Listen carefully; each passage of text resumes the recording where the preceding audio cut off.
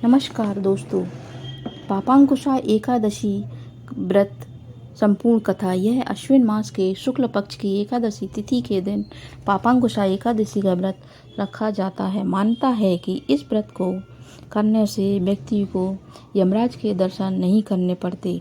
इस व्रत में पापांकुशा व्रत कथा का पाठ करने से व्यक्ति के सभी मनोकामनाएं पूर्ण होती हैं। अश्विन शुक्ल पक्ष की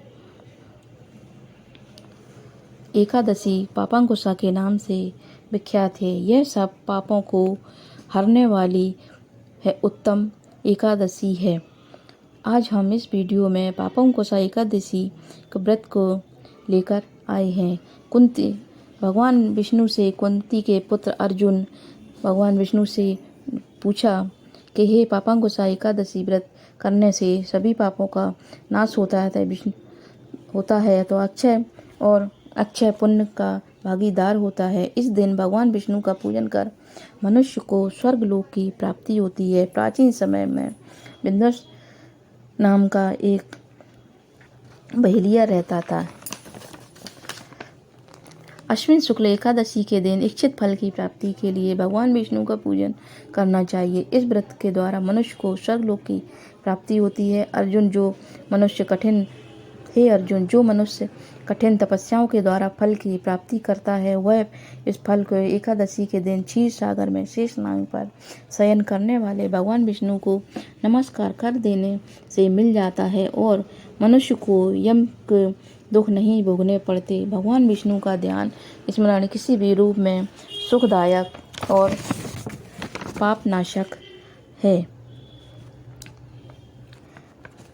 एकादशी की व्रत कथा। प्राचीन समय में विंध्यास पर्वत पर क्रोधन नामक का एक बहेलिया रहता था। वह बहुत ही क्रूर था। उसका सारा जीवन हिंसा, लूटपाट और गलत संगति, पाप कर्मों में बीता। जब उसका अंतिम समय आया तब यमराज के दूत उसे लेने आए तो यमदूतों ने उस बहेलिये से कहा कि कल तुम्हारा अंतिम दिन है, कल तुम्हें हम लेने आएंगे। यह बात सुन बहेलिया बहुत ही भयभीत हो गया, घबरा गया। तो वह सीधा महर्षि अंगिरा के आश्रम में पहुंच गया। महर्षि के चरणों में गिरकर प्रार्थना करने लगा और कहा, हे ऋषिवर, मैंने जीवन भर बहुत ही पाप कर्म किए हैं। कृपया कर ऐसा उपाय बताएं जिससे मेरे सारे पाप मिट जाएं और मोक्ष की प्राप्ति हो। उसके निवेदन पर महर्षि अंगिरा ने उसे अश्विन शुक्ल पक्ष की पापांकुशा एकादशी का व्रत करने को कहा। तब महर्षि अंगिरा के कहे अनुसार उस बहेलिये ने उस व्रत को महर्षि अंगिरा के कहे अनुसार ही व्रत का पालन और विधि विधान से किया। तब वह सारे पापों से छुटकारा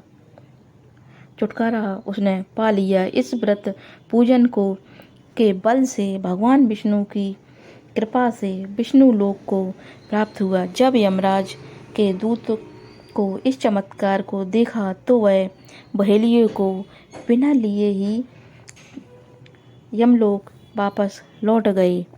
इस तरह से हमें इस व्रत को अवश्य करना चाहिए। श्री शिवाय नमस्तुभ्यम।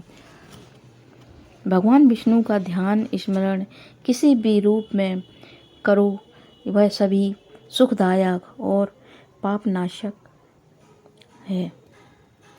जय विष्णु। श्री शिवाय नमस्तुभ्यम।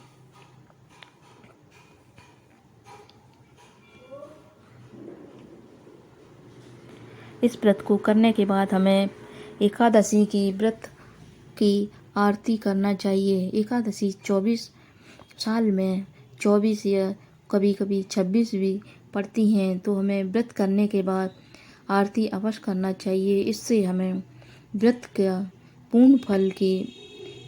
करने के पूर्ण फल का प्राप्ति होती है। इसलिए मैं आरती अवश्य करना चाहिए। जय हरि श्री